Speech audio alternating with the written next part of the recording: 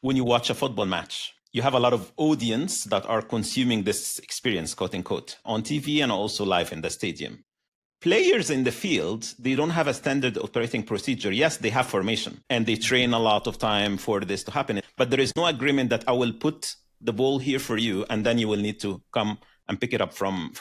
And everyone is consuming the skill collaboratively. Everyone is consuming the pace, the spirit, the enthusiasm, the tension, if you call the team an organization, right? But it's not like super mechanical. But yet we come to organizations and we think, no, it is with the other department, is this, that. Okay, so I like this. I'm a big soccer football fan, and I like this analogy, and I've used it many times before. I think the essence here at how organizations operate is that they maybe even recognize and see that they need to operate as a football team. But what they get wrong is that they expect that their opponent will behave exactly as they tell them to. Right? So we are a team, we know our formations, we have practiced, but then maybe the opponent, and in this case, it could be customers, consumers, they tell their consumer what to do because then that's the moment they will be able to play their best game. It doesn't work that way. That's not reality.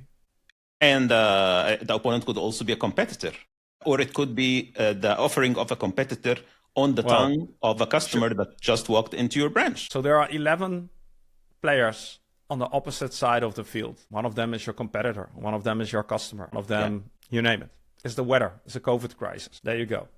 And you are all betting on the fact that just like in an assembly line, all those 11 elements on the other end will exactly predictably behave as you tell them to. Let's follow this analogy, Mark. So from that point of view, coach or anyone who is engaged in making this successful is always outside the field. They can do everything that they can do before they step in, and then they can do much less when they are in. If we take the same analogy and follow the football metaphor, we can have the service delivery team then win with this probably constantly changing, unexpected reality in the context. How do you think we can prepare them if it is not really about like putting a standard operating procedure and expecting everything to act as expected? I think step one is getting to a very strong shared understanding of what winning looks like.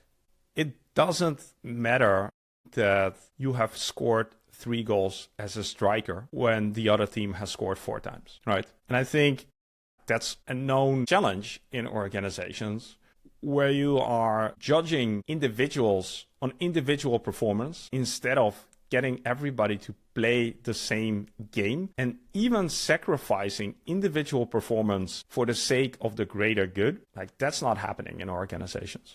So incentive structures, again, for instance, are one of the things. It's the question about where is decision-making power concentrated? Can I, as an individual player, decide in the specific moment to act in a way I think is best? Or do I always need to follow a standard operating procedure, even though I see that it doesn't make sense in this case?